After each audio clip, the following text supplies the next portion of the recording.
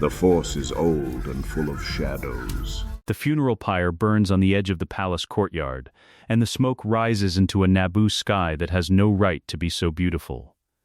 Gold light. The twin moons climbing, the smell of char beneath the sweetness of the meadow grass beyond the palace walls, a combination so wrong it lodges in the throat like an accusation. Around the pyre, the survivors of the Trade Federation's brief and brutal occupation stand in silence. Queen Amidala in white mourning dress. The Gungan ambassador. A cluster of pilots. 2 Jedi. One of them is a boy. 9 years old.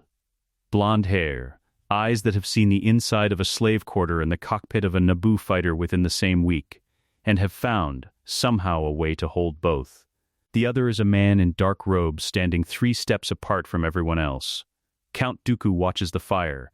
He had arrived an hour after the battle ended, not summoned, not expected, traveling on his own authority as a senior Jedi Master the moment word reached him on Coruscant. He was too late. He knew he would be. He came anyway, because there are things a man owes the dead that have nothing to do with timing. Qui-Gon Jinn. His Padawan. The one student he had shaped, who came closest to understanding what the Force actually was, rather than what the Order decided it ought to be. The one student who looked at a slave child on a desert planet and saw, without hesitation, what that child was. Dooku watches the fire and does not weep. He is 71 years old. He mastered grief before most Jedi Masters had mastered their second saber form. The grief is there, old and patient, the way deep water is patient, but it does not reach his face. What reaches his face, eventually, is the boy. Anakin Skywalker is standing at the edge of the pyre's light, separated from the gathered mourners by 3 or 4 meters and what appears to be an entire private universe. He is not crying. He cried earlier. Dooku had been told this, quietly, by one of the handmaidens. Now the tears have burned off, and what remains is something more dangerous than grief. The boy is thinking. Dooku has spent 4 decades reading Padawans. He recognizes the expression. Anakin is running calculations. He is looking at the fire and working something out about the galaxy, about what it allows, what it prevents, what can and cannot be changed by a person who is paying close attention. Dooku knows this process. He ran it himself the morning after his own master's death. He walks to the boy. He does not announce himself. He simply stops beside Anakin and stands, the way one stands beside someone who is watching a fire, at a slight angle, not quite facing it, so the heat is on the side of the face rather than full on. For a time, neither speaks. "You were his master," Anakin says, not a question.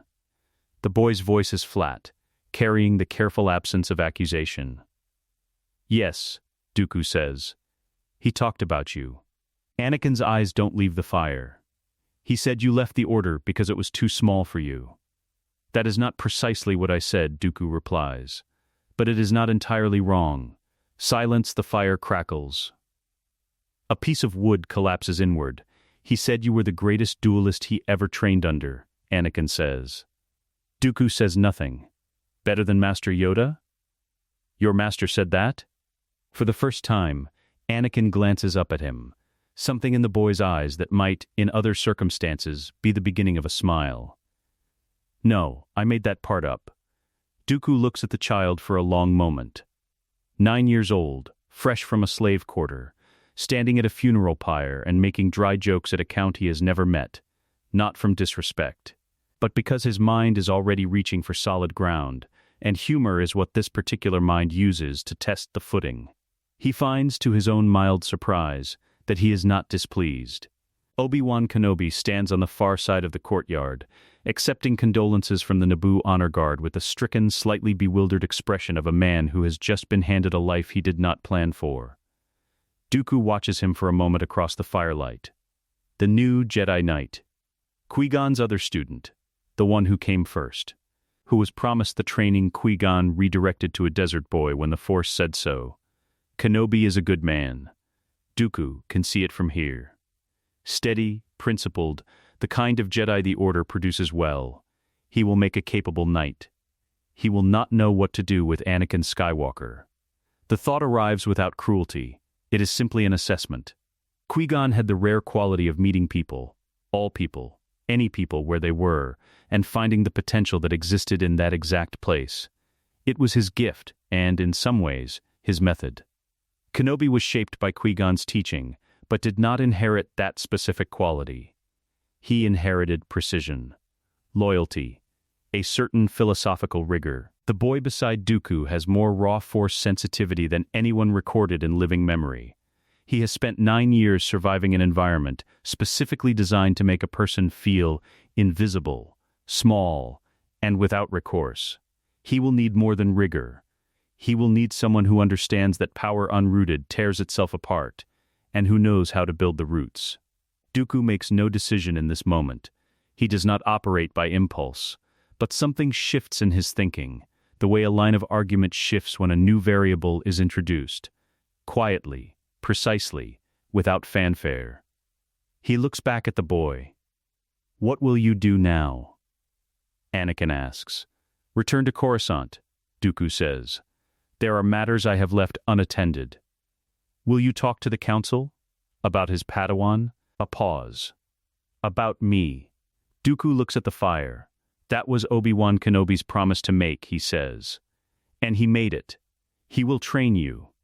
Anakin is quiet for a moment. Then, with the particular honesty of a child who has learned that directness is more efficient than pretending, he doesn't want to. He will honor his commitment regardless. That's not the same thing. He is 9 years old. He is absolutely correct. Dooku turns and looks at the boy fully for the first time. In the firelight, Anakin's face is all gold and shadow, the kind of face that will be remarkable in 10 years, but is already now too aware for his age. Not haunted. Aware there is a difference, and Dooku knows it because he learned it in a mirror a long time ago. "No," he says. "It is not the same thing." He says nothing further for a moment. Then, "Qui-Gon believed you were the answer to a prophecy." "I know. Do you believe it?" Anakin considers this with visible seriousness. "I think he did," the boy says finally. "And I think that matters more than whether it's true." Dooku is quiet. The fire is lower now. The smoke has gone from black to gray. Around the courtyard, the assembled mourners are beginning to move, breaking the orbit of the pyre slowly, the way people do when a ceremony ends but no one wants to be the first to admit it. Dooku clasps his hands behind his back. He looks at the fading pyre, and then at Obi-Wan Kenobi across the courtyard, and then, one last time, at the boy. "My Padawan made a promise," he says, "on this ground, in this moment." He pauses, choosing the next words with the care he gives every word that is meant to be remembered. "I will not overwrite it. Obi-Wan will train you.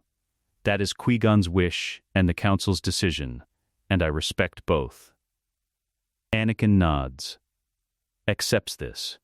The boy is already learning that some walls are not there to be broken, only to be remembered. "But," Dooku says, and something in his voice shifts, drops half a register.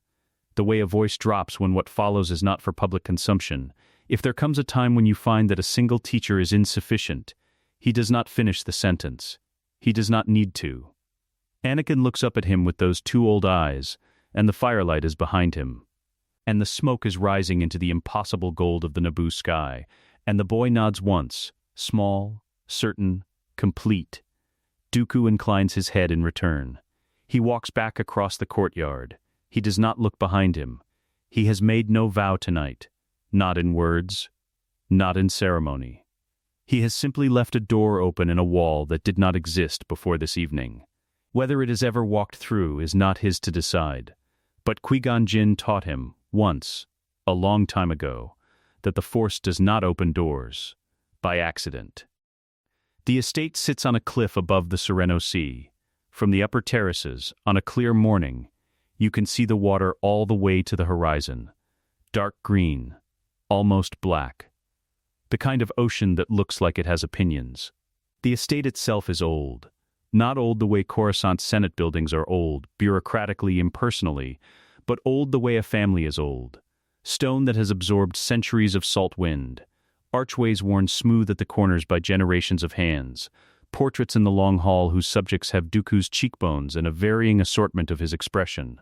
Anakin Skywalker stands at the window of his room on the 3rd floor and watches the sea and tries to understand that this is where he lives now. He has been here 6 weeks. The first 2 weeks were the hardest, not because anyone was cruel, not because the food was bad or the room was small. The room was larger than the entire interior of Watto's shop, a fact Anakin's mind returned to repeatedly, the way a tongue returns to a sore tooth, compulsive and a little masochistic. The first 2 weeks were hard because every room he walked into, some part of him, a deep, pre-verbal part, the part that had learned its lessons in the first 5 years of life and never fully unlearned them, braced for the correction. For the voice that said, "Not for you." It didn't come. It kept not coming. And somehow, for those first 2 weeks, the absence of it was almost harder than the presence would have been. On the 15th day, a household steward named Tessic, human, 50s, the kind of precisely courteous that suggests a man who has spent his career anticipating needs before they're spoken, asked Anakin if he would prefer his morning meal served in his room or in the East dining room. Anakin stared at him. "Either is perfectly suitable, young master," Tessic said, with no inflection that suggested the question had a correct answer. Anakin said the East dining room, because it was the first thing that came out of his mouth. He sat alone at a table that could seat 20 and ate the best food he had ever tasted and felt, for reasons he could not then explain, that he might cry. He did not. He finished his meal and folded his napkin the way Tessic had shown him, and went to find his master. Dooku's private study occupies the northwest corner of the estate's 2nd floor, with windows on 2 sides and bookshelves on the other 2. It smells like old paper and some kind of wood polish that Anakin has not been able to identify, but has come to associate, already, with the specific sensation of being about to learn something. He found the Count at his desk that morning, reviewing correspondence. "You look unsettled," Dooku said, without looking up. "I'm fine. I did not ask if you were fine. I said, you look unsettled." Anakin dropped into the chair across the desk that had, over 6 weeks, quietly become his chair. "The steward asked me where I wanted to eat breakfast." Dooku set down his pen. He looked at Anakin with the particular quality of attention he gave things he considered worth understanding fully before responding to. "And this disturbed you?"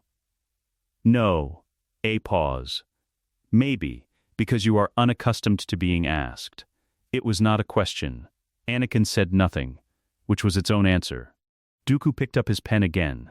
"You will be asked," he said, returning to his correspondence, frequently, and about matters considerably more significant than breakfast. "This estate and its staff exist to serve this family's needs, which now include yours. The sooner you accept this as fact rather than anomaly, the sooner you can direct your considerable mental energy toward more productive concerns." Anakin watched him write for a moment. "Is that your version of telling me it's okay?" Dooku's pen paused. Not long. A quarter second. "It is my version," he said, "of telling you it is true." He said nothing further. He did not look up again. Anakin sat in the chair that had become his chair, in the room that smelled like wood polish and paper, and decided that was probably enough. His mother cried when she arrived. Not from sadness. Anakin had recognized the difference by then, had catalogued it privately in the way he catalogued everything, as a fact about the world that he intended to retain. She stood in the receiving courtyard with the sea wind in her hair and both hands over her mouth and tears coming down her face, and what was in her face was not grief.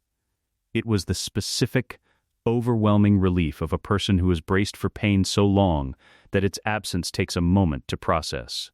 Anakin hugged her for a long time, long enough that it stopped feeling formal and started feeling like what it was. Over her shoulder, he watched Dooku standing at the top of the courtyard steps, not close, not far. Hands clasped behind his back in the posture that Anakin was already learning, meant I am present, but this moment is not mine. The Count's face was its usual composed arrangement, but Anakin was learning to read what the face didn't do as much as what it did, and what it didn't do in that moment was look away. Later, after his mother had been shown to her rooms, and the household had absorbed her presence with the quiet efficiency it seemed to absorb everything, Anakin found Dooku in the training courtyard at the back of the estate, running through a solo Makashi drill with the unhurried focus of a man doing something he would do, regardless of whether anyone was watching. "Thank you," Anakin said. Dooku completed the sequence before he stopped. He lowered the saber. "You have said that already. I know. Gratitude expressed once is courtesy. Expressed repeatedly, it risks becoming a form of debt-keeping, an accounting of what you owe rather than a simple acknowledgement." He deactivated the blade. "You owe me nothing, Anakin. Your mother is here because it was the correct thing to arrange. That is sufficient reason." Anakin looked at him. "You really believe that?" "I do not make claims I do not believe. Most people would want something back." Dooku tilted his head, the subtle version, the one that meant the comment had landed somewhere worth noting. "Then," he said, "you have been surrounded by the wrong people." He held out the saber. Anakin took it, curved hilt, unfamiliar in the hand, heavier toward the emitter than any training saber he'd encountered. He turned it over once, twice, feeling the balance point. "Again," Dooku said, from the beginning of the first sequence. "Footwork only. I want to see where your instincts put your weight." The instincts put his weight wrong. Dooku told him so with the brisk, unsentimental precision he brought to all instruction, not unkind, but without the softening that other teachers might have added to protect a student's confidence. Anakin's confidence did not require protection. This was something Dooku had identified early and adjusted for accordingly. "You drop your rear heel," Dooku said, walking around him in a slow circle. "A Gemso habit. You are anchoring for power generation when you should be positioning for mobility. Makashi does not win by landing harder than the opponent. It wins by being somewhere the opponent did not predict. What if I can do both?" Dooku stopped his circuit. "Explain. Position for mobility." But when the opening comes, Anakin shifted his grip on the unlit saber. Weight redistributing, something settling through his stance that was different from what had been there before. Hit like Gemso. The courtyard was quiet except for the sea wind over the wall. Dooku looked at his apprentice for a long moment. The boy was 9 years old. He had 6 weeks of formal training and a lifetime of unstructured force instinct, and he had just identified, in one unrehearsed sentence, the synthesis that Dooku had been rotating around in theory for a decade without articulating cleanly. "Show me," he said. Anakin ran the sequence. The footwork was still imperfect, rear heel still lifting at the wrong moment. The transitions too broad, the blade angles rougher than they would need to become. But underneath the imperfection was something that could not be taught and could not be manufactured. The shape of it was already there. Dooku watched him complete the drill. He said nothing for a moment after it ended. Then, again. "This time, I want the heel down through the full extension. Everything else, keep exactly as it was." Anakin reset his stance. The sea wind moved through the courtyard. Above the wall, the sereno sky was going the color of old bronze, afternoon burning toward evening. The boy ran the sequence again, and the Count watched. And somewhere in the watching was something that Dooku had not felt standing in a training courtyard since a much younger man had stood across from him on Coruscant 30 years ago, and made him think. There it is. The training courtyard at the Sereno estate has a crack in the western wall where a training remote's stray bolt caught the stone in Anakin's 12th year. Dooku never had it repaired. When Anakin asked why, the Count looked at the scorch mark with the expression he reserved for things that had earned their place in the world. "Evidence," he said, "that you were here." Anakin is 19 now. He stands at the center of the courtyard in the blue-gray light of early morning, and the crack is behind him, and he is running the 43rd Makashi sequence from memory with his eyes closed. Not because Dooku told him to, because this is what he does at dawn, because 10 years of instruction have made this the texture of his mornings. The saber moving through positions that his body knows the way it knows breathing. The weight of the curved hilt perfectly familiar now. The balance point somewhere between the guard and the emitter that took 3 years of daily repetition to find, and has never been lost since. The blade hums. The morning is still. He completes the sequence, opens his eyes, and finds Dooku standing at the courtyard entrance, Watching. You dropped the elbow, Dooku says, in the 19th position. I know, Anakin says. I was testing whether I'd correct it by the 23rd without breaking rhythm. Did you? Yes. Dooku walks to the center of the courtyard and stops 4 meters away, hands at his sides. He is 81 years old. He moves like a man of 60 and fights like a man of 45, which Anakin knows because he has been trying to beat him in a training spar for 4 years, and has come close enough, recently, to understand precisely how much space remains between close and actual. Then, show me the full form, Dooku says. Not from memory. Against pressure. His own saber appears in his hand. The curved hilt, twin to Anakin's, differentiated only by a single engraved line at the pommel that marks it as the original, the one Anakin's was commissioned to match. What happens in the next 4 minutes does not look like a fight. This is the first thing a trained observer would note, and it is the point. Makashi at its highest expression between two practitioners who share a vocabulary is less combat and more argument, a rapid, precise exchange of propositions and counter-propositions conducted in steel and footwork. Dooku states a line. Anakin answers it. Dooku redirects. Anakin finds the angle. The difference between them is still there. Dooku's Makashi is 6 decades of refinement, every motion reduced to its irreducible minimum, nothing wasted. The blade going exactly as far as it needs to go and no further. There is a quality of rest in it, the way a very old tree looks at rest even in wind because its roots are deep enough that movement at the surface costs it nothing. Anakin's is younger. Still some breadth in the transitions. Still the occasional extra centimeter of extension that Makashi doesn't strictly require. But underneath those surfaces is something Dooku never had and never would have. The raw physical architecture of a gem so natural. When Anakin's blade makes contact, even in a controlled training exchange, the weight of it is different. Not stronger, precise and strong simultaneously, which is a different thing entirely. Dooku moves his elbow 1 centimeter on the parry. Anakin finds it in the same breath. The counter comes low, redirecting Dooku's blade line with a Makashi efficiency that opens the high line, and then, in the same fluid motion, no pause between. The follow strike arrives with an authority that is not Makashi at all. Dooku catches it, but the catch takes both hands on the grip instead of one. Both of them are still. Dooku looks down at his own 2-handed guard, a guard he has not needed in a training spar in 15 years. He releases one hand, steps back, deactivates his blade. Again, he says, but I want to understand where the transition lives in your body. Walk me through the mechanics. This is how Dooku teaches. Not praise, information, not approval, precision. Over the years, Anakin has learned to hear what other teachers might have dressed in different language. Because Dooku does not dress things.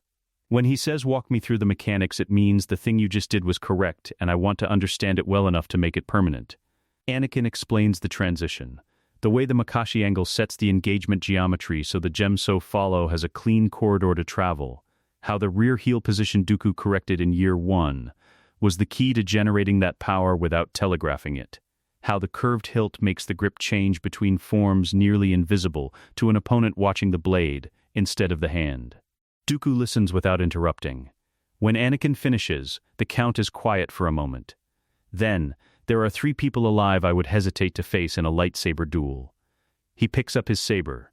When you eliminate the unnecessary centimeter from your transitions, you will be one of them. Anakin absorbs this. Who are the other 2? Master Yoda, Dooku says. And myself. He walks back toward the estate entrance. The spar concluded in his mind with the efficiency he concludes everything. At the archway he stops. Mace Windu is no longer on the list, he adds, without turning around. He wasn't on it to begin with. I simply mention it because you'll ask. He goes inside. Anakin stands in the courtyard for a moment, alone with the morning and the crack in the western wall, and allows himself a smile that he would not produce if anyone were watching.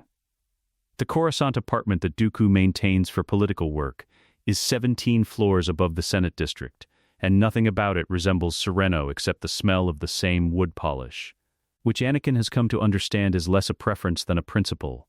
They arrive in the capital for the first time in 8 months, and by the second evening there is a senatorial dinner. because there is always a senatorial dinner. Anakin wears the dark charcoal dress uniform that Dooku's tailor made for him 2 years ago, and has been updated twice since. And he moves through the reception hall at his master's left side, with the ease that comes from having attended 40-something of these events, and learned, somewhere around the 15th, that the social architecture of a Senate function is not meaningfully different from the footwork of Makashi. Angles, positioning, the management of space, knowing which corridor to open and which to close. Senator Padme Amidala of Naboo arrives at the 3rd hour. Anakin sees her the way you see something you recognize before your mind has processed the recognition. A beat of awareness before the thought forms. He met her once, 10 years ago, on a ship above a desert planet, for approximately 45 minutes. He was 9. He remembers that she was kind, and that she talked to him like a person, neither of which he took for granted then or now. She is 24. She moves through the reception with the political fluency of someone who learned the same lesson he did about social architecture, and the awareness of the room around her without appearing to track it. He realizes he has been watching her for longer than is either subtle or useful. Dooku appears at his shoulder with the silence he deploys when he has observed something and decided to let it exist before commenting on it. He looks in the direction Anakin is looking. Senator Amidala, he says, has introduced 4 pieces of anti-militarization legislation in the past 2 years and has twice been the deciding vote against Trade Federation pressure campaigns that had the full weight of the commerce guilds behind them. A pause. She has also, he adds with a precision that manages to be entirely neutral, become considerably more effective at navigating a room than she was at 14, when I last saw her testify before the Committee on Outer Rim Governance. Anakin says nothing. She is, Dooku continues, with the same neutrality, also not looking at the door. Anakin looks at the door. There is nothing at the door. She is looking, Dooku says in this direction. He moves away to speak with an Alderaanian senator, leaving Anakin standing at the edge of the reception with the specific composure of someone who has been trained to show nothing, and is currently deploying that training against himself. Across the room, Padme Amidala's gaze finds his. She does not look away. Neither does he. And in the small gap between one moment and the next, something that has nothing to do with Makashi and nothing to do with politics opens up in the geometry of the evening. A corridor neither of them chose, and both of them, in the same breath, decide not to close. She finds him on the terrace. Not by accident. Padme Amidala has not done anything by accident since she was 12 years old and running for Junior Legislative Council on Naboo, with a platform she'd written herself at the kitchen table. She excused herself from a conversation with Senator Organa, crossed the reception hall with a route that would look, to anyone tracking it, like a natural drift toward the refreshment table, and arrived at the terrace doors by a path that committed to nothing. She is, Anakin thinks, watching her step through the doors, extremely good at this. You left, she says. The Malastarian Trade Commissioner was explaining his position on the hyperspace tariff restructuring. Anakin says, in detail. It's a dinner party. That's what happens at dinner parties. Then dinner parties are a form of punishment I intend to reform. She stops beside him at the railing. Below them, the Senate district's lights spread in every direction, the organized grid of it, the way Coruscant turns even darkness into infrastructure. The wind-up here is slight and cold, and smells like recycled air, because that is what all wind smells like on Coruscant. Because Coruscant has not had real wind in 1,000 years. You're Dooku's apprentice, she says. I am. People say various things about that. People say various things about most things, Anakin says. I found it rarely affects the things themselves. She looks at him. Not the quick social assessment she'd been doing from across the room. This is a different quality of attention. The kind that actually wants to know what it's looking at. How old were you? When he took you? 9. After Qui-Gon died. Yes. Were you frightened of him? Anakin considers this with the seriousness it deserves rather than the deflection it might invite. The first day, he says. Not of him specifically. Of the size of everything. Sereno is... He pauses. I grew up in a place with low ceilings. Something in Padme's expression shifts, not pity, which he would have identified and filed away as a mark against her. Recognition. I grew up in Theed, she says, which has very high ceilings. And I was still frightened of the size of everything. At 9. What were you frightened of? Getting it wrong, she says. In front of everyone. Anakin looks at her. Did you?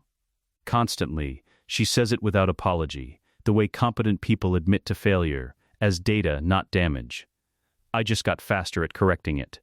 Below them, a Senate transport moves through the traffic corridor, its running lights blinking their patient rhythm. You voted against the Military Creation Act, Anakin says. I did. Dooku says you were the deciding margin. Dooku is correct. She glances at him. Does he brief you on Senate votes as a regular matter? He briefs me on things he considers worth understanding. He considers your votes worth understanding. Anakin pauses. So do I. She does not leave after 5 minutes, which is the polite exit window available to her.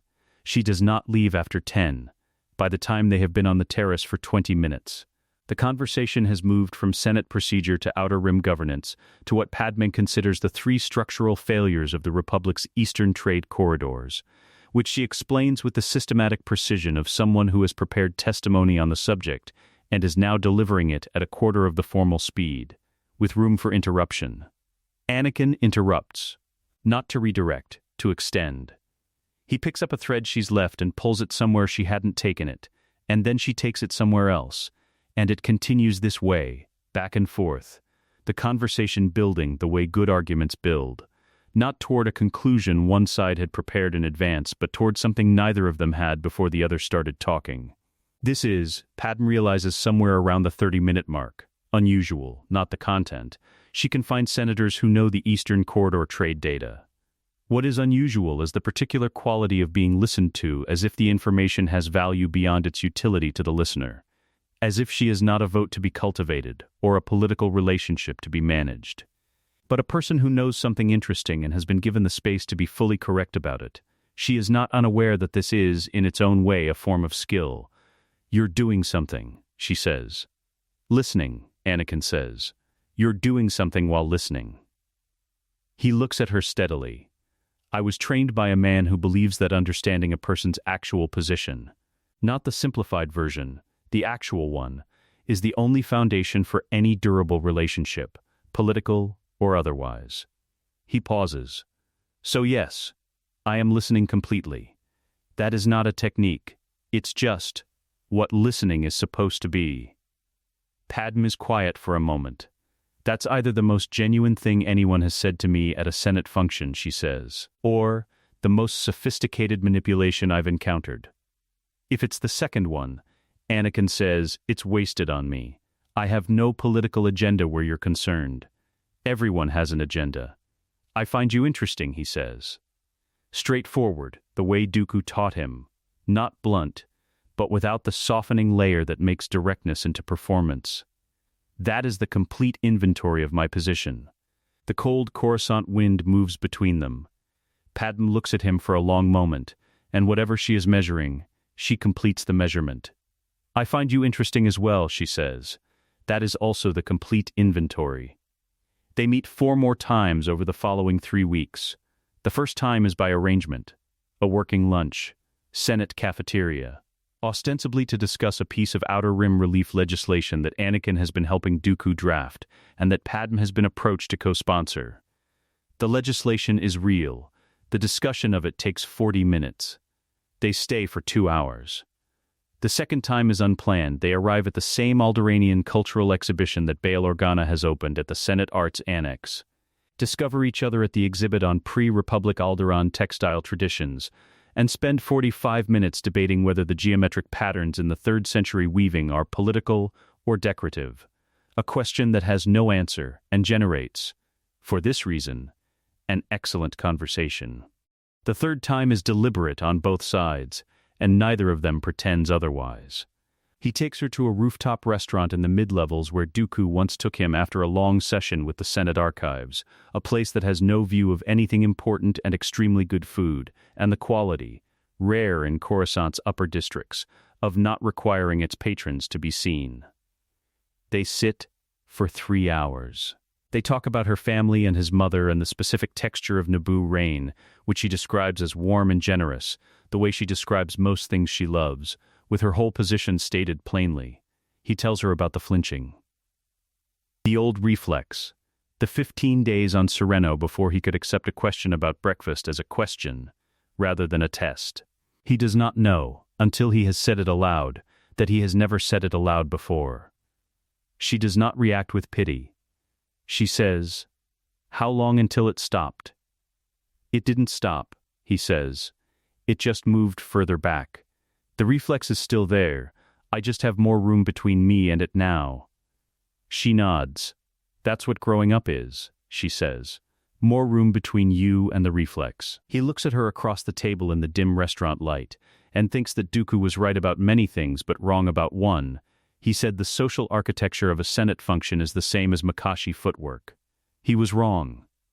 Makashi is a form you learn from a master and then practice until it lives in the body. This, whatever this is, the specific alignment of attention and warmth and humor, and the willingness to be actually known rather than selectively presented, this is not a form. This is the thing the form is supposed to make you stable enough to feel. The fourth meeting ends at the door of her Senate apartment, and she looks at him, and he looks at her, and there is no ambiguity in either direction. Only the clean, mutual acknowledgement of two people who know what is true and have decided to be precise about it. "I should tell you," he says, "that I am not capable of this partially." She considers him for a moment. The familiar assessment, complete, honest, without deflection. "Good," she says. She goes inside. He takes the long way back through the Senate district, in the recycled Coruscant wind. And above him the city's lights burn in every direction, and nothing about the walk is remarkable, and he finds that he is, without deciding to be, smiling. The war arrives the way Dooku said it would. Not with a declaration. Not with a single moment of crisis that history could later point to and say, "There, that was it." It arrives incrementally, the way a tide arrives, each wave retreating just far enough to make the next seem like the first. Trade disputes become blockades. Blockades become skirmishes. Skirmishes become, by the time the Senate has finished debating the language of the resolution, a war that has been happening for 6 months and simply needed the paperwork to catch up. The separatist movement fractures away from the Republican stages, and at its public head is a face that surprises no one who has been paying attention to the wrong things, and surprises everyone who has been paying attention to the right ones. Darth Maul. Dooku sets down the briefing document and looks out the window of the Coruscant apartment at the Senate district below, and says nothing for a long time. Anakin waits. He has learned over 10 years the specific quality of his master's silences. There is the silence that means I am thinking. There is the silence that means I have thought and am deciding whether to share the conclusion. And there is this one, rarer and more interesting, which means what I am looking at does not match the shape of what I expected, and I am revising. Maul, Anakin says finally. Yes, not Grievous. Grievous is the military face, Dooku says. Maul is the public one. He picks up the briefing document again, turns one page, sets it down. This is wrong. He's ruthless enough. He is a weapon, Dooku says. Weapons do not lead political movements. They cannot. The Separatist Council, the banking clan, the commerce guilds, Newt Gunray and his various counterparts, these are not men who follow brutality. They follow credibility. Leverage, the appearance of institutional legitimacy. He turns from the window. Maul is not leading this movement. He is being displayed at its front. There is a difference. And it is the most important difference in the entire briefing document.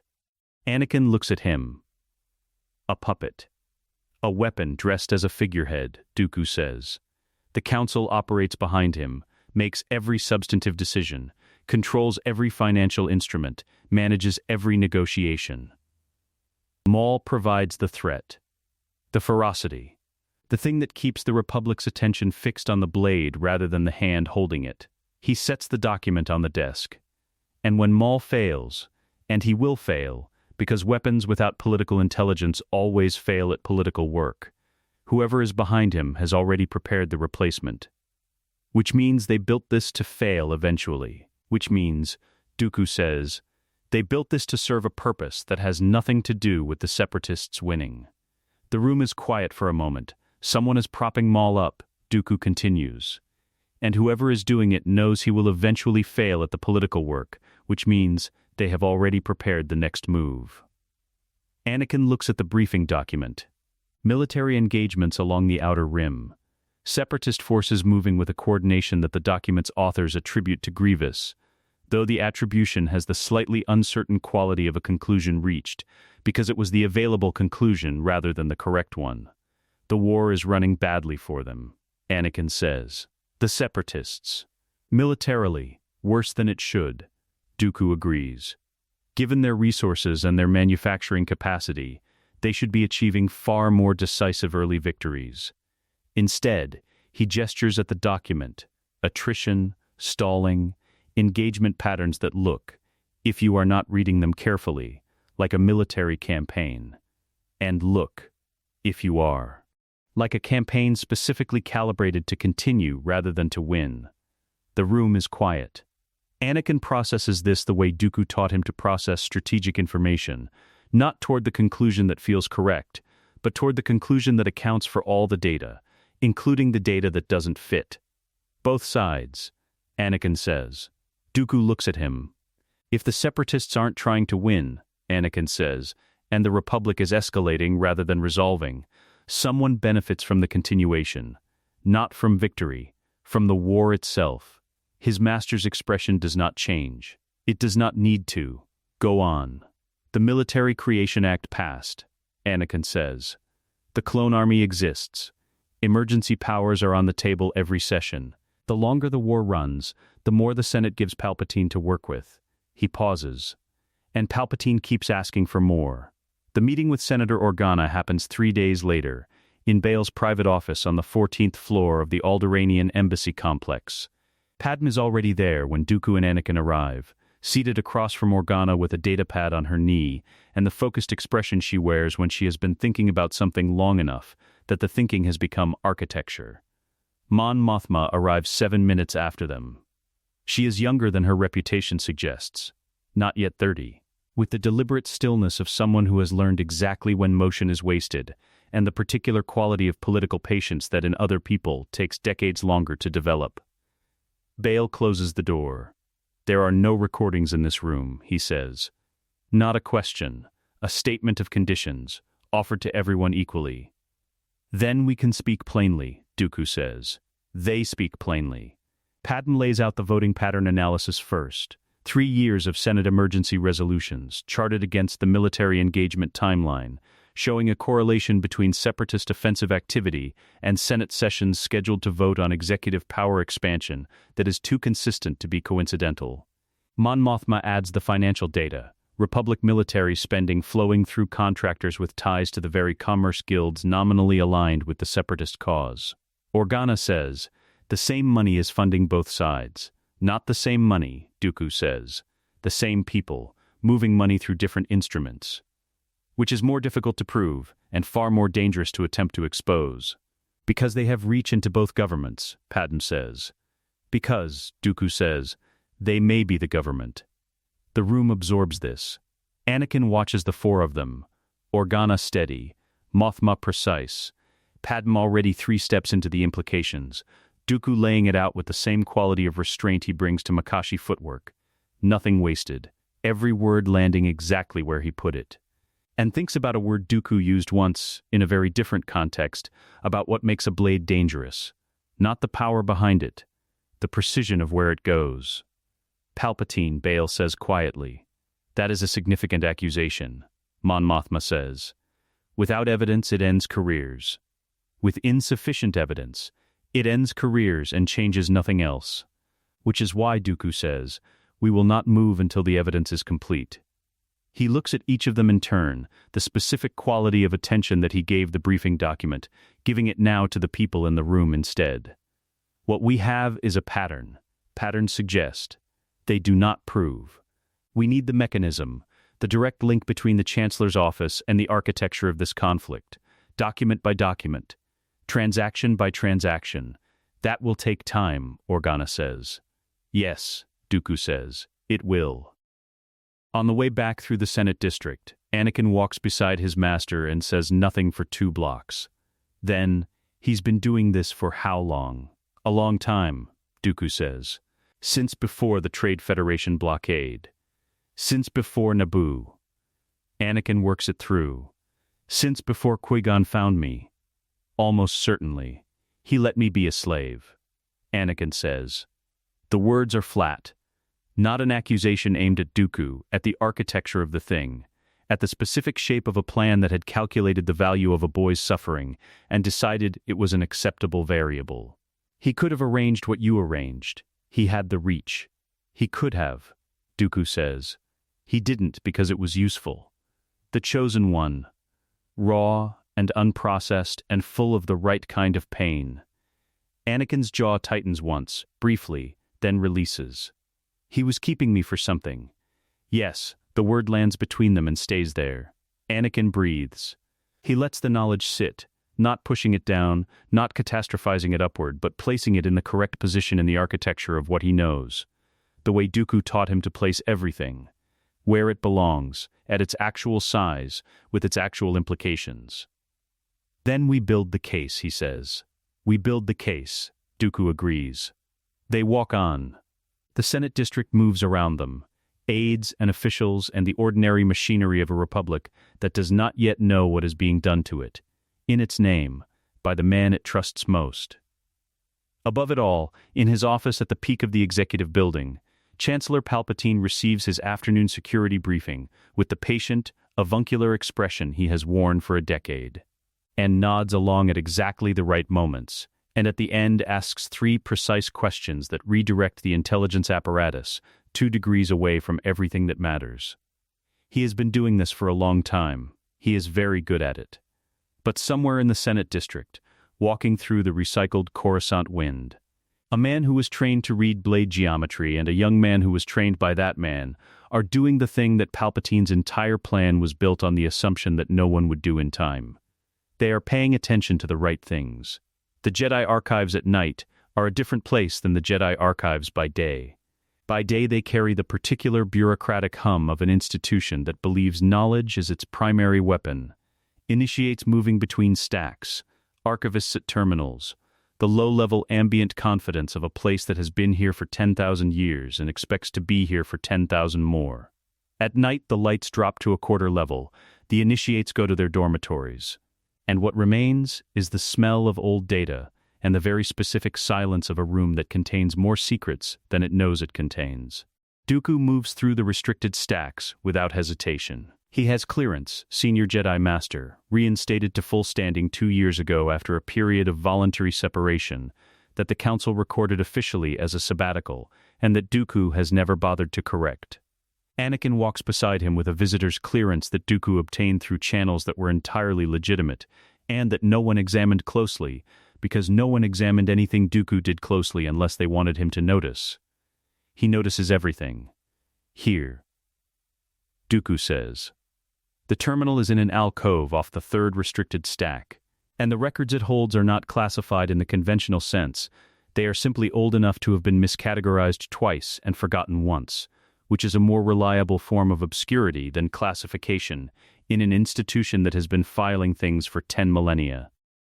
Anakin pulls the first record, Sith activity logs from the office of the Supreme Chancellor, not Palpatine's office, but his predecessors, and the predecessor before that. Cross-referenced against Dooku's own private research, the pattern is not subtle once you know what you are looking at.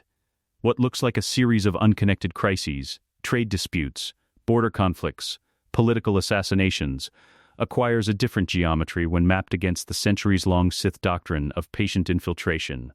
The rule of 2, Anakin says. Master and apprentice, Dooku says. Moving through Republic institutions for generations, not seizing power, building the conditions under which power will be offered. The emergency powers resolutions. Among other instruments, Dooku calls up a secondary record. Senate voting histories. cross-referenced against a list of names that means nothing individually, and means a great deal arranged in order of tenure and political alignment. Each generation of Sith does not attempt what the previous generation attempted. It prepares the ground for what the next generation will inherit. What Palpatine is doing now was enabled by decisions made 100 years ago. Anakin looks at the map of it, the patient, architectural, generational patience of a plan that measures its progress in decades and its ambition in centuries. He was always going to win, Anakin says. Not despair, precision. The plan doesn't have a failure state. Every outcome that looks like a setback is either a preparation or a test. It does not have a failure state. Dooku agrees, unless the pattern is identified before the final phase. He closes the record, opens another, which is what we are doing now. The next piece arrives from an unlikely direction. Captain Rex of the 501st Legion is not a man Anakin knows well. They have met twice, briefly, in the context of Senate security briefings that Dooku attended and Anakin accompanied. Rex is compact, professional, carries himself with the specific physical economy of someone who has been trained to do exactly what is required, and nothing additional. He is also, as clone soldiers go, one of the ones who has developed the habit of thinking about his orders rather than simply executing them. A quality his commanding officers find variable in its usefulness. He contacts Anakin through a routing so indirect it takes 40 minutes to trace back to its origin. The message is 4 sentences. There is hardware in our heads that command has not disclosed. I found mine because a field medic found an anomaly in a scan taken for an unrelated injury. I do not know what it does. I thought someone should know who might know what to do with that information. Anakin reads it 3 times. Then he goes to find Dooku. They meet Rex in a maintenance bay in the lower levels of the Senate district, in a part of Coruscant that is 300 floors below the tier where policy is made and has no particular relationship with it. Rex arrives alone, in civilian clothes that fit him with the slight wrongness of a man not accustomed to wearing them. Dooku looks at him for a long moment. Then, show me the scan. Rex shows him the scan. The implant is small, a few millimeters of hardware seated at the base of the brainstem, where it would be missed by any medical examination, not specifically looking for it. The material composition is not standard Republic medical hardware. The placement is precise in a way that suggests whoever designed it knew exactly what they were placing it near, and why. Anakin looks at the scan and then at Rex and then at his master. Dooku is very still. How many men in your unit have had scans of comparable depth? He asks Rex. 2. Rex says, including me. Both of us have it. Have you told your commanding officer? My commanding officer is a Jedi general who reports to the Chancellor's office through 3 intermediate offices, Rex says. I did not tell him. Dooku nods once. Wise. The maintenance bay is quiet around them. Somewhere above, 300 floors of Republic government continues its business. What does it do? Rex asks. Dooku looks at the scan for another moment. I do not know precisely, he says. I know what it is positioned to influence. The brainstem's role in impulse override, in the suppression of considered judgment, in favor of reflexive response to command stimulus. He pauses. It is not a tracking device. Rex absorbs this with the stillness of a man who was trained for shock, and has therefore developed a larger capacity for it than most. It makes us do things. It makes you do specific things, Dooku says. On command, without the intervention of your own judgment or will. Rex is quiet for a long moment. Then, all of us.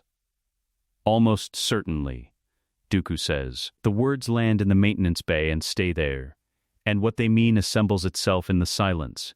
200,000 clone soldiers, deployed across the galaxy in the service of a republic that is conducting a war it did not choose, each one carrying a mechanism that has not been disclosed, positioned to override the one thing that makes a soldier something other than a weapon. The choice of whether to fire. Anakin thinks about the separatist battle droids. Disposable, expendable, designed to absorb casualties without the political cost of clone or citizen deaths. He thinks about the clone army as the opposite of that, as the Republic's answer.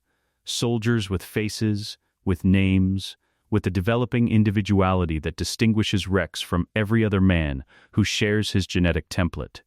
He thinks about those faces carrying that hardware. Does it hurt? He asks Rex. Rex looks at him. It is a question the captain was not expecting, and the fact of its unexpectedness crosses his face briefly before the professional stillness recovers. No, he says. I didn't know it was there. We will need the scan, Dooku says. And we will need 2 or 3 additional samples, soldiers who have not been informed of what we found, whose scans can serve as independent confirmation. I can get them, Rex says. Discreetly, Rex agrees. He looks at both of them, the assessment of a man who is taking a significant risk and wants to understand what he is placing it in. What happens when you have the confirmation? It becomes part of the case, Anakin says. And the case goes where? Somewhere Palpatine cannot reach it before it is seen, Dooku says, which is a problem we have not fully solved. But we are working on it. Rex nods. He picks up the datapad with the scan, looks at it once more, sets it on the crate between them. His face carries the specific expression of a man who has just had a suspicion he did not want to have confirmed. For what it's worth, Anakin says, the fact that you noticed, that you thought it was worth reporting. That's the hardware not working. Rex looks at him. Whatever it's designed to do, Anakin says, it didn't do it to you. You're still in there. The captain is quiet for a moment. Then he picks up his jacket and nods once and walks back toward the maintenance bay door and the 300 floors of Republic above it. At the door he stops, does not turn around. There are a lot of us, he says, in there, hoping someone is paying attention. He goes. The door closes. Dooku looks at the scan on the crate between them, and Anakin looks at his master, and the weight of what they have just learned settles into the room with the patience of a thing that has been true for a long time, waiting to be found. The document takes 11 days to build. Not write, build. Writing is what you do when the material is ready. What Dooku and Anakin do in the 11 days following the maintenance bay is the work that precedes writing, the extraction, verification, cross-referencing, and structural arrangement of evidence gathered from 6 separate sources, no 2 of which know about the others, assembled into a single argument so complete that its conclusion is not an interpretation, but an inevitability. Dooku works the way he fights. Economically, each piece of evidence placed exactly where it belongs, in the exact order that allows the next piece to land with maximum force. He does not repeat himself. He does not over-explain. He builds the document the way a Makashi practitioner builds a combination, each position setting up the next, the final strike arriving not as a surprise, but as the only possible outcome of everything that preceded it. Anakin handles the sources. This turns out to be the more complex work. Rex delivers 3 additional scans within 4 days, soldiers from separate units, different deployment histories, no prior contact with Rex or with each other. Each scan shows the same hardware, seated in the same position, composed of the same material. The sample is small. It is, Dooku says, sufficient, because they are not arguing probability. They are demonstrating pattern. The financial records come from Mon Mothma, who has spent the better part of 2 months moving through the Republic's military contracting database, with the patience of someone who learned young that the most important information in any institution is located in the part of the filing system that rewards persistence over access. What she finds is not hidden. It is simply structured to be invisible to anyone reading any single document. Across 47 contracting agreements, spread over 6 fiscal years, Republic military spending flows through a chain of subsidiary corporations that terminates, at every chain's end, in 3 holding entities registered in jurisdictions outside effective Republic oversight. The same 3 entities appear on the Separatist Commerce Guild's disclosure filings. Padm brings the voting records. She has been building this particular file for 8 months, longer than any of them knew she was building it, with the specific quality of preparation that suggests she suspected where it might eventually lead, before anyone said the word Palpatine aloud in a closed room. She arrives at the apartment on the 9th day with a datapad and sets it on the table without preamble. 43 Senate emergency resolutions in 6 years, she says. 31 of them initiated within 72 hours of a separatist military action. The remaining 12 were initiated within 72 hours of a failed separatist military action. She pauses. The pattern holds regardless of outcome. The resolutions don't respond to separatist success. They respond to separatist activity. Bail Organa, sitting across the table, looks at the numbers and says nothing for a moment. The timing is being managed, he says. The timing is being managed, Padden confirms. Someone is coordinating the military actions to create the political conditions for the resolutions. Not reacting, orchestrating. The apartment is quiet except for the low ambient noise of Coruscant outside the windows. The endless, tireless sound of a city that does not sleep and does not know it is being steered. Can you prove the coordination? Mon Mothma asks. Not yet, Padden says. The military side is circumstantial. But the voting record doesn't need the military side to be disturbing. She sets a second file beside the first. Each resolution expanded executive authority in a specific, targeted way.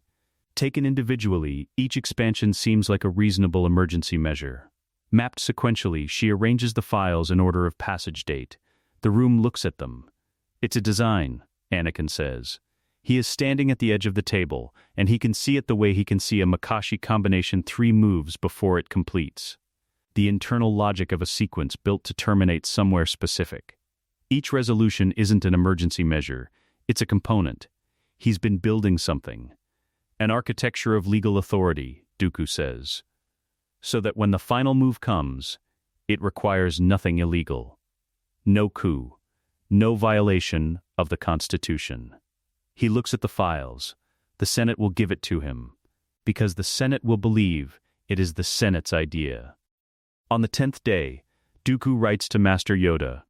Not through official channels, through a private routing that predates the current war by 30 years, established during a period when Dooku was still on the Council and Yoda, and he disagreed about nearly everything except the value of having a way to disagree privately. Whether the routing still functions is not certain. Whether Yoda still checks it is less certain still. The message is short. It contains 3 pieces of evidence and 1 request, that the Council review the clone army's medical records for hardware inconsistencies, independent of any disclosure from the Chancellor's office.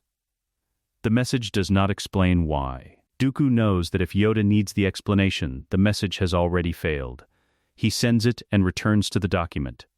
On the 11th day, it is done. Dooku reads the completed document once, from beginning to end without stopping.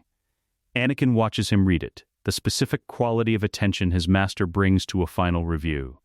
The eye moving at the pace that means he is testing each link in the chain, each logical connection, each piece of evidence against the conclusion it is being asked to support. At the end, Dooku sets it down. It is sufficient, he says. Coming from Dooku, this is the equivalent of another man saying it is airtight. It is irrefutable. It is the most complete piece of work I have encountered in 60 years of law and politics and careful attention to how power actually moves. Anakin knows this. He says nothing. The question of delivery remains, Dooku says. This is the problem they have been rotating around for 11 days, and the document's completion does not solve it. It sharpens it. The case is built, but the case must be placed in front of an audience that can act on it, through a channel that Palpatine cannot intercept, close or discredit before the audience has seen it. The Senate floor is the obvious venue. It is also the venue Palpatine controls most completely, which is not a coincidence. Simultaneously, Anakin says. Dooku looks at him. Not one venue, Anakin says. Every venue at the same time. The Senate floor and the HoloNet broadcast and the Jedi Council and whatever independent press outlets Padyam has relationships with. He thinks of the 43 resolutions arranged in order on the table, and the specific design they reveal. He built his plan in components so no single piece could be identified as the whole. We dismantle it the same way, hit every point of control at the same moment so there's no single choke point he can close. The apartment is quiet. Dooku considers this for a long moment, with the quality of consideration that means he is testing it for structural weaknesses rather than deciding whether he agrees with it. He agrees with it. He is checking whether it is strong enough to bear the weight of what has to be carried. Padme manages the Senate floor, he says. With Bail and Mothma as co-presenters, Anakin says. Their combined standing is harder to dismiss than any one of them alone. The HoloNet requires an independent relay point, something outside Coruscant's primary broadcast infrastructure. Dooku thinks, I have a contact on Hosnian Prime. Old, reliable, owes me nothing, which makes him more trustworthy than most people who owe me something. And the Jedi Council? Dooku looks at the sealed message routing on his terminal, the one he used to write to Yoda 10 days ago. That depends, he says, on whether an old man is still paying attention. The answer arrives 3 hours later, 2 sentences, through the 30-year-old routing, in Yoda's handwriting, which has not changed since Dooku was his student. Paying attention, I am. Not only to what you sent, to what you did not. Dooku reads it twice. Then he hands it to Anakin without comment, and Anakin reads it. And for a moment they are both simply standing in the apartment on the 17th floor above the Senate district, with the document that could end a war and the knowledge that the next move will not be theirs to make in peace. Because Palpatine is not a man who waits to be moved against. He is a man who moves first. He just has not yet moved first. He will. That evening, Dooku and Anakin sit at the long table in the apartment's main room, with the complete document between them and the deployment plan for its release laid out alongside it. The city burns below the windows the way it always burns, endlessly, indifferently, the 10,000 lights of a government that does not know what is about to happen to it, or, more precisely, what is about to stop happening to it. Dooku pours 2 glasses of Sereno Red. He slides one across the table. Anakin picks it up. They do not toast. They do not make speeches. They sit in the way of people who have worked together long enough that the work itself is the language, and the language is complete. Tomorrow, everything moves. Tonight the document sits between them like a loaded weapon, and for 1 quiet hour, before everything that comes next, that is enough. Palpatine reads the intelligence report at 0400 hours. He reads it once, at his desk in the executive office, in the particular stillness of a man who has trained himself over decades to receive information, without allowing his face to have opinions about it. The report is 3 pages. It covers, in the clipped operational language of the Chancellor's Intelligence Directorate, the movements of Count Dooku and his apprentice over the preceding 11 days, the meetings, the contacts, the archived research, the message routing to the Jedi Temple. He reads to the end, sets it down. Outside the office windows, Coruscant is doing what Coruscant always does at 0400, continuing, indifferent, its 10,000 levels of commerce and government and the machinery of civilization grinding forward, with the momentum of something that has forgotten it was ever started by people and now simply runs. The city has no idea. The city never has any idea. This is one of the things Palpatine has always found most useful about it. He sits for 4 minutes without moving. Then he reaches for his comm. The call is short, 12 words, spoken to a voice on the other end that does not identify itself and does not need to. What follows the call is the activation of something that has been prepared for exactly this contingency, not recently. Not in response to Dooku's specific moves, but years ago, the way Palpatine prepares everything, before the need exists, so that when the need arrives the preparation feels like inevitability rather than improvisation. Treason charges take 40 minutes to fabricate when you control the fabrication apparatus. The evidence is elegant in its construction. Dooku's history is genuinely useful here. The kind of history that contains real material that can be reframed rather than invented wholesale. His voluntary separation from the Order. His political speeches on Outer Rim autonomy. A financial connection to Sereno trade networks that intersect 3 degrees removed, with companies that intersect 2 degrees removed, with Separatist Commerce Guild subsidiaries. None of it is what it is being made to look like. All of it is real enough to require answering. The arrest order is signed at 0448. Palpatine looks at it for a moment before he transmits it. The expression on his face is not satisfaction. Satisfaction is for people who expect it to be surprised. This is simply the closing of a variable that remained open longer than he would have preferred. He transmits it. Then he folds his hands on the desk, in the dark, in the stillness, and waits. The first sound is nothing. This is the thing about a unit of Coruscant guards moving through a building they control.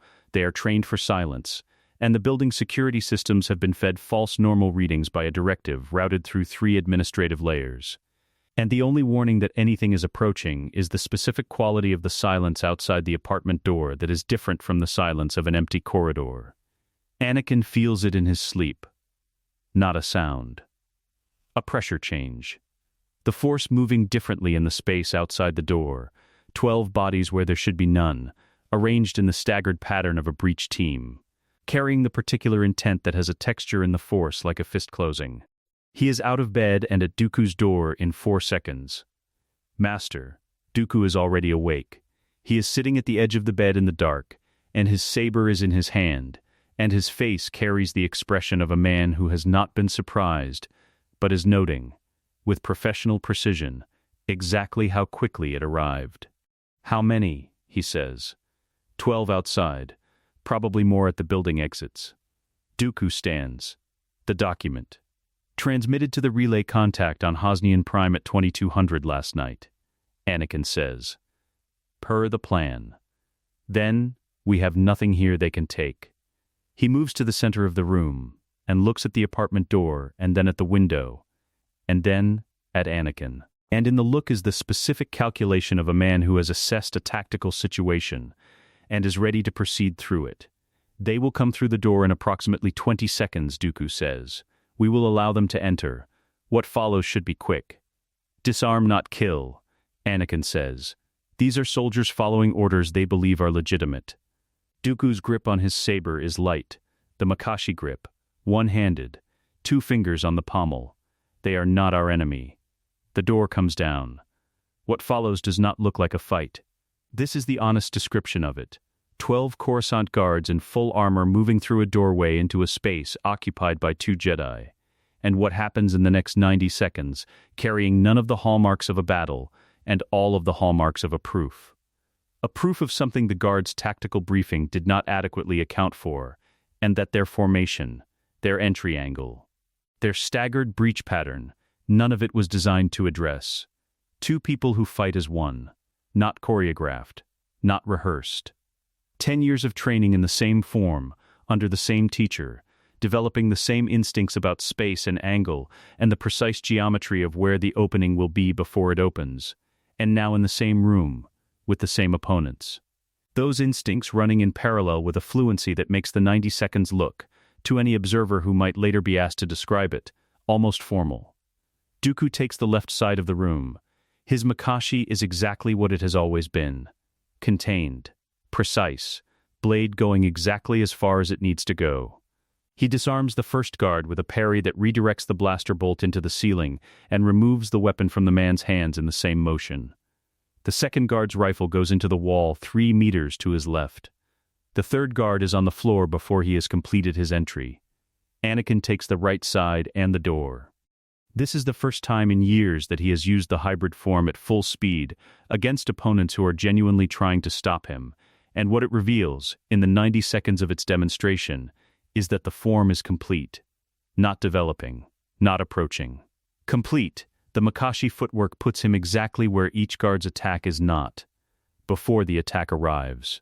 And the Gemso follow lands at those positions with the authority of a closing argument. 3 guards find their weapons gone. 2 find themselves on the floor with no clear memory of how they got there. 1 fires a shot that Anakin redirects, not into the ceiling but into the apartment wall, because the specific angle the guard chose created a ricochet risk toward the corridor, and Anakin identifies it, and solves it in the time it takes the bolt to travel 3 meters. It is over in 90 seconds. 12 guards. None dead. Several will have injuries that require attention. All are in various states of incapacitation around an apartment that looks, in the aftermath, like a room where something geometric and purposeful happened, rather than a room where a fight occurred. Dooku surveys the space. Exits, he says. They go through the window. Not dramatically. Practically, the apartment is 17 floors up. And Dooku has known the building's maintenance ladder access points since the first week they moved in, because Dooku has known the exits of every building he has lived in for 60 years. And this is one of the habits that has kept him alive in a galaxy that has, on multiple occasions, tried to end that streak. 3 floors down on the exterior ladder, with the Coruscant night pressing in around them and the city's noise covering the sound of their movement, Anakin says, "They know the document exists.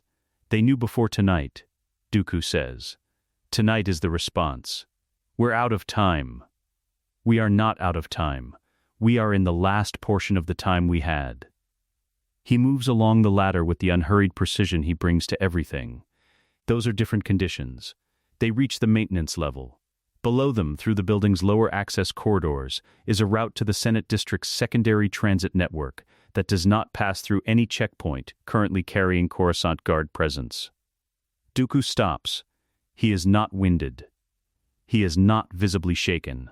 But in the maintenance corridor's half-light, Anakin can see something in his master's expression that is not quite either of those things and is not nothing. The expression of a man who built something over 11 days and has just watched the confirmation that it is needed arrive in the most direct possible form. "He moved faster than I expected," Dooku says. "It is not a concession. It is a professional acknowledgement, the note you make after a sparring exchange where your opponent found an angle you did not fully account for." "How much faster?" Anakin asks.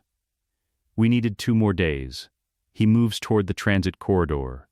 "We no longer have them. Then we move tomorrow." "We move tomorrow," Dooku says. He stops at the corridor entrance. In the half-dark, with the city humming its enormous indifferent hum above and below them, he turns and looks at his apprentice. The full look. The one that is not assessing tactics or processing information, but simply looking at the person in front of him. "You were right," he says, "about the simultaneous release. Every channel at once." Anakin holds his master's gaze.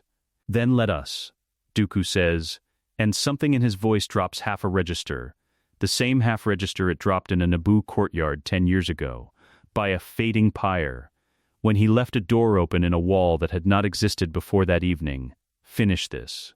They walk through the Senate building at 0900 hours, and the building moves out of their way. Not because anyone has been ordered to move. Not because Anakin is using the Force to smooth their passage, or Dooku has called ahead to clear corridors. The building moves because of something that has no official name, but that every person who works in a political institution recognizes on a cellular level, the particular quality of 2 people moving through space with complete, unhurried certainty about where they are going and what will happen when they get there. Aides step aside. A cluster of junior senators parts without discussion.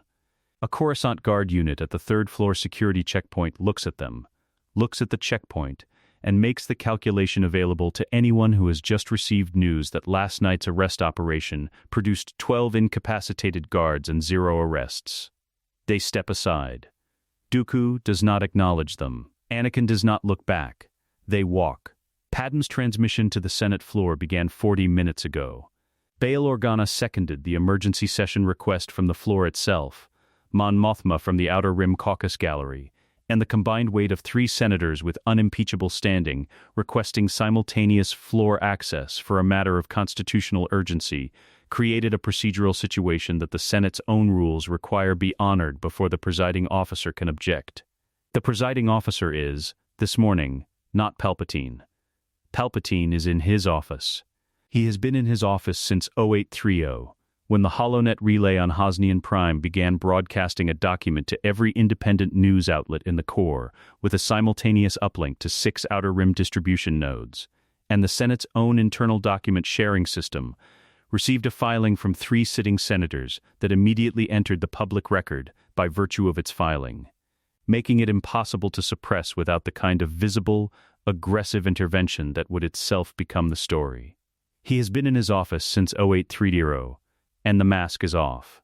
Not the literal mask. He still sits behind the Chancellor's desk in the Chancellor's robes, with the Chancellor's posture. The avuncular arrangement of expression that has served for a decade, as the public face of a plan that is now, for the first time, bleeding from more than one wound at once. But in the quality of his stillness. In the way he looks at the door, and then at the window, and then at the comm unit that is receiving, simultaneously 12 separate calls he is not answering. The mask is off in the way that matters. He is recalculating. He is still doing it when the door opens. Dooku enters first. Anakin follows, and closes the door, and stands with his back to it, not blocking it dramatically. Simply placing himself at the position that closes the geometry of the room most efficiently. Palpatine looks at them both. His face completes one final performance of the Chancellor's expression. A flicker of the familiar, sorrowful concern. The "I'm afraid this has all gone very wrong" arrangement that has prefaced 10 years of emergency resolutions. And then lets it go. What is underneath is not rage, not fear. Something older and more patient than either. The expression of a man who has been doing this for a very long time and has encountered setbacks before, and knows, with genuine and deep confidence, that he has more tools remaining than his opponents know about. "Count Dooku," he says, "you have been busy." "Yes," Dooku says. "The document is a remarkable piece of work. Thorough, well-sourced." He folds his hands on the desk. "It will cause considerable disruption. That is the intention. And yet." Palpatine tilts his head. The gesture is one Anakin has seen in Senate briefings and public addresses for 10 years. The gesture that signals a pivot. The moment before the reframe.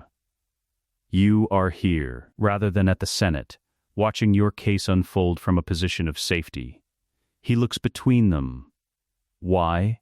Because the document addresses the architecture, Dooku says. What is in this room addresses the architect. Palpatine is quiet for a moment.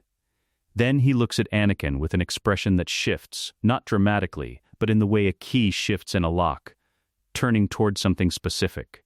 "Anakin," he says. The voice drops into a register of intimacy it has no right to, a warmth calibrated with the precision of a man who has been studying the application of warmth for decades. "Do you know what you could have been?" "Yes," Anakin says. "Something you made. Something magnificent. You keep looking for the boy who was afraid." Anakin says. "He isn't here." Palpatine looks at him for 3 full seconds. Long, for a man who processes as quickly as he does. Then something in the calibration shifts. The intimacy does not disappear. It curdles. "No," he says. "I suppose he isn't." He stands. The desk is between them for 1 more second. Then it is not, because Palpatine moves the way Sidious moves. Without the transition between stillness and violence that most fighters have, without the preparatory shift of weight or the telegraph of intent. He is simply still, and then he is in motion, and the motion is Juyo at its rawest expression. Form the 7, the most aggressive and least disciplined of the 7 forms, designed not to conserve energy but to overwhelm, to escalate, to turn a duel into a storm and let the storm decide the outcome. The crimson blade fills the space between the desk and the window. Dooku meets it with Makashi. What the room contains for the next 40 seconds is the most complete expression of the contrast the story has been building toward, and the contrast is not, in the end, simply between Dooku's form and Palpatine's. It is between philosophies. Juyo says that the duel belongs to whoever commits most completely to chaos. Makashi says that the duel belongs to whoever commits most completely to geometry. In the Chancellor's office, between these 2 practitioners, the argument is made in steel and footwork and the specific quality of the space each fighter occupies. Palpatine's attacks are ferocious. There is no other word for them, screeching, aggressive, each strike carrying the full commitment of a fighter who has spent decades channeling the dark side's amplification of physical capability, the blade going everywhere, creating threat at every angle simultaneously. Against most opponents, this wins. Against most opponents, the storm is the point. Against Dooku, the storm finds no purchase. Because Dooku is not in the storm. He is in the geometry underneath the storm, the angles that Juyo's chaos cannot entirely erase, the positions that exist in every duel regardless of how aggressively the opponent tries to deny them. His blade catches, redirects, answers each line with a counter that costs him almost nothing, and costs Palpatine the energy of a full attack. Anakin watches for 11 seconds. Then he enters. The shift in the room is immediate and structural. Two Makashi practitioners who share a decade of vocabulary do not fight as two individuals in proximity. They fight as a geometry, each occupying the angles the other vacates, each creating threats that force the opponent to address them in an order that serves the other's positioning. Against one of them, Palpatine's Juyo is storm. Against both, Palpatine's Juyo is a storm being asked to blow in two directions at once. He is good enough to manage it for 30 seconds. Then the management begins to cost him. Anakin sees the opening on the left side, not created exactly, but revealed, the way a Makashi angle is always revealed rather than forced.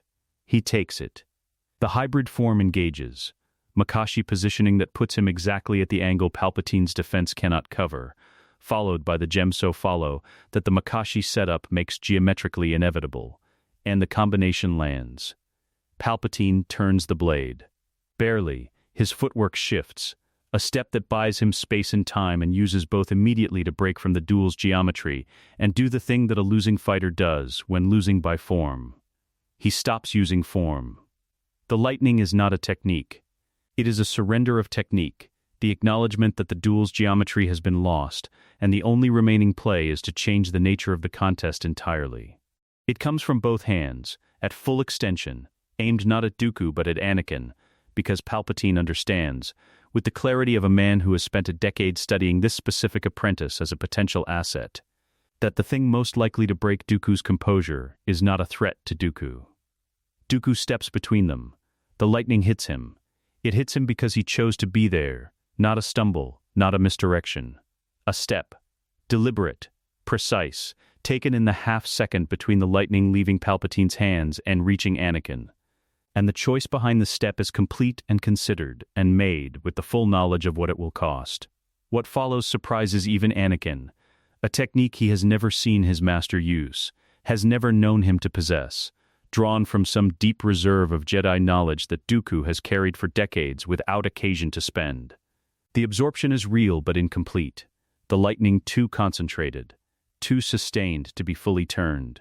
He takes what he can into himself, and the rest passes through him anyway, and the passage is visible in the way his body registers it. Not a scream, not a collapse, but a shudder that moves through him like a current finding ground.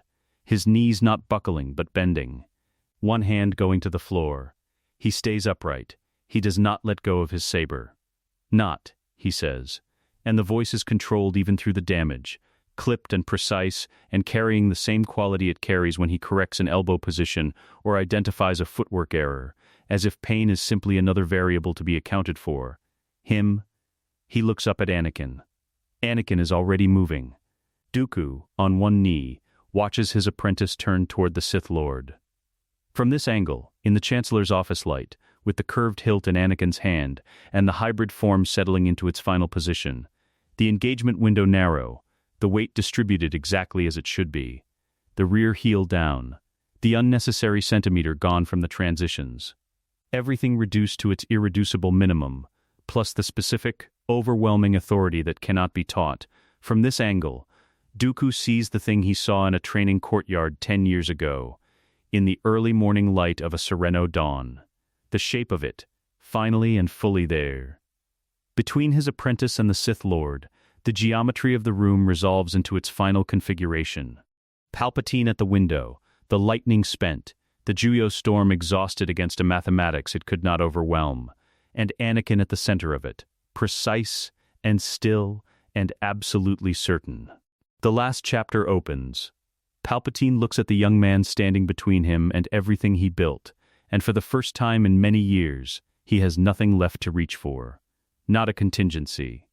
Not a prepared instrument, not a channel through which leverage can be applied in the next 30 seconds before the situation finalizes. He has, in this moment, the window and the room, and the spent residue of lightning in his hands, and a Sith Lord's lifetime of absolute certainty that the galaxy bends to those who understand it deeply enough. And across from him, a 19-year-old who was supposed to be the instrument of that certainty and is instead its ending. He tries one more thing. Because he is who he is.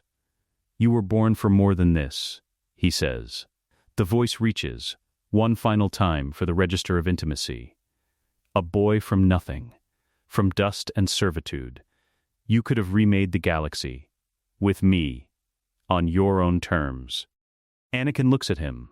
You keep saying that, he says, as though the galaxy needs remaking by someone who was never asked. Power is never asked. No, Anakin agrees. It takes. That's the whole of your philosophy, in one word.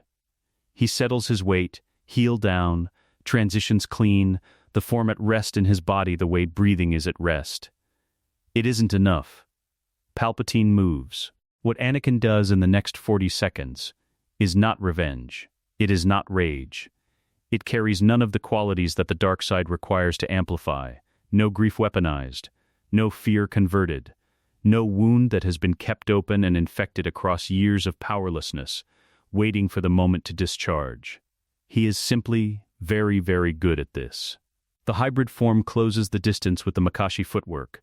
3 steps, angled, each one placing him exactly where Palpatine's diminished guard cannot cover, the curved hilt moving through the positions with the fluency of 10 years of dawn drills, and a body that has internalized them so completely that there is no longer any gap between intention and execution. Palpatine reaches for Juyo. The storm has no fuel left. He reaches for the lightning. Anakin reads the tell, the specific micro-shift in the wrist position that precedes the discharge, and closes the angle that makes it viable before it can build. The counter is Makashi. The follow is Gem So. The combination is the thing Dooku identified in a training courtyard 10 years ago, and has spent the intervening decade making permanent. The blade lands. Not dramatically. Not with the furious momentum of a killing blow delivered in anger. With the clean, unglamorous authority of a correction, the same quality Dooku's voice carries when he identifies an error and names it.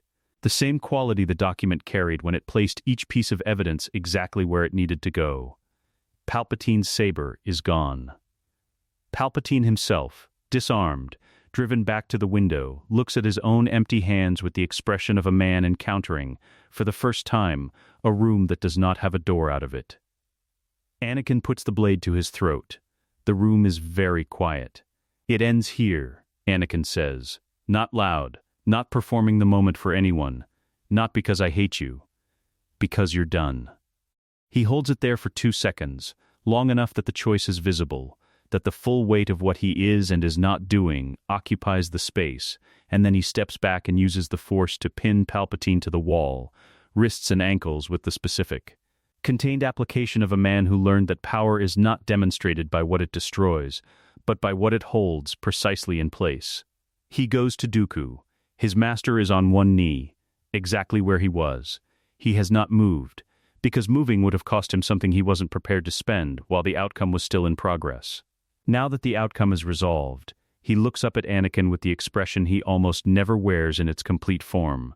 Not the composed arrangement, not the professional attention, not the careful neutrality that has served as his public face for decades. Relief, unguarded and complete. Anakin kneels beside him, puts a hand on his shoulder. Neither of them says anything for a moment, because the moment does not require language and both of them have been trained by the same man to spend words only when they earn their place. Then Dooku says, quietly, the elbow. Anakin looks at him. In the final combination. His master's voice is steady, though the effort of making it steady is visible to anyone who knows what to look for. The elbow was perfect. Anakin looks at him for a long moment. Something moves through his expression, not the beginning of a smile, but the complete version of one, unguarded in a way that belongs only to this room, and this person, and this specific, unlikely decade-long relationship between a count and a boy from the dust. I know, he says. Dooku's hand comes up and rests on Anakin's forearm. Briefly, the grip of a man whose strength is returning and who is marking the fact without making a speech about it. Then, help me up. Anakin helps him up. What follows belongs to institutions rather than individuals, which is exactly the point. The Senate emergency session runs for 11 hours. Padmem presents the document with Mon Mothma and Bail Organa flanking her at the speaker's platform. And the presentation has the quality of all things built on complete and irrefutable evidence. It does not argue. It simply demonstrates, and demonstration is its own momentum. The chamber, for once in its long and procedurally labyrinthine history, does not debate the conclusion. It debates only the mechanism for acting on it. By the session's end, Palpatine's emergency powers are suspended pending a full constitutional review. By the following morning, the arrest is formal. By the end of the week, the Separatist Council, confronted with evidence that the conflict they were financing was designed to perpetuate rather than resolve, and deprived of the central coordination that had kept the war's architecture functional, begins the fragmentation that precedes, in the weeks that follow, a negotiated cessation of hostilities. The war does not end in a battle. It ends the way most things built on deception end. Not with a bang, but with a structure quietly losing its reason to stand and sitting down. The Jedi Order begins its reform slowly. The way institutions reform when they are still functioning well enough to resist the urgency of change, incrementally, with significant internal argument, and with the particular combination of stubbornness and eventual good faith that characterizes any organization that is, underneath its failures, composed primarily of people who genuinely believe in what they are trying to do. Dooku leads it.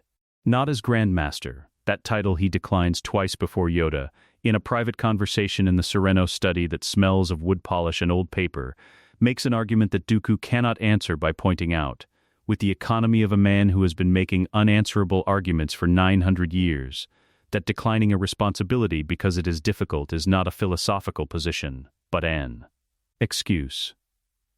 Dooku accepts on the third offer. He is not gracious about it. But he shows up, which is the more important thing, and he brings to the reform the same quality he brings to everything: precision, economy, the willingness to name what is wrong rather than manage around it, and the specific credibility of a man who left the Order because it was failing, and came back because he believed it could be something better. Rex receives his surgery in a Coruscant medical facility, performed by a team assembled by Padme's office. Every clone in the Grand Army receives it in the months that follow, unit by unit, in the largest single medical operation in Republic history. It takes 8 months to complete. No one who has the surgery afterward remembers anything different. The hardware was passive, dormant, waiting for a command that was never sent in this timeline. Rex, post-surgery, is asked by a Senate committee how he feels. He considers the question with the professional stillness he brings to everything. The same, he says. Which is the point. The wedding is on Naboo. In the afternoon, in the meadow gardens below the palace, in full light, with everyone present who should be present. Her family and his mother, and Bail Organa, and Mon Mothma, and a Jedi Council delegation that includes, in the back row, Obi-Wan Kenobi, who arrived on Naboo 2 days early and spent one of those days walking the palace grounds with Anakin in the particular easy silence of two people who did not become what they might have been to each other, and have made their peace with the shape of what they actually are. Kenobi is a master now, has been for 3 years. He carries himself with the settled authority of someone who found his form, not by inheriting it from a plan, but by working out what he actually was, without the weight of a prophecy requiring him to be something specific. At the reception, he finds Dooku. They stand together for a moment. Watching Anakin and Padme move through the garden in the late afternoon light, her white dress and his dark jacket and the specific quality of two people whose happiness has not cost them anything they should have kept. "You did well by him," Kenobi says. Dooku is quiet for a moment. "Qui-Gon found him," he says. "I only." He stops. Reconsiders. "Yes," he says. "I did." It is the most unguarded thing Kenobi has ever heard the man say.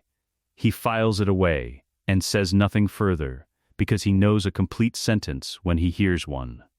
The final image is Sereno. Months later, the study. Late afternoon, the sea visible through the northwest window, dark green and opinionated as ever. Dooku at his desk, reading, not correspondence, not council briefs, but something old. The kind of reading a man does when the urgent work has settled enough that there is room for the other kind. Through the window, in the lower terrace garden, Anakin and Padme. She is talking, animated, political, her hands moving in the way they move when she is 3 steps into an argument and enjoying it. He is listening the way he always listens, completely, with his whole position present, leaning against the terrace railing with the curved hilt at his hip, and the Sereno Sea behind him, and the late light making everything gold. He laughs at something she says. Dooku watches this through the window for a moment. He is not aware, precisely, that he is watching. It is simply where his eyes have gone, the way eyes go to the things they find restful. He looks for a long time. Then, quietly, to the room, to no one in particular, to the decades that preceded this afternoon and the boy who was not yet this man, and the courtyard on Naboo, where a pyre burned against an impossible sky. I said I would finish what my Padawan started, he says. I did not know then that I would finish something greater. He returns to his reading. Through the window the sea moves. The light holds. The story is complete. Let us know what you'd like to see next. The end.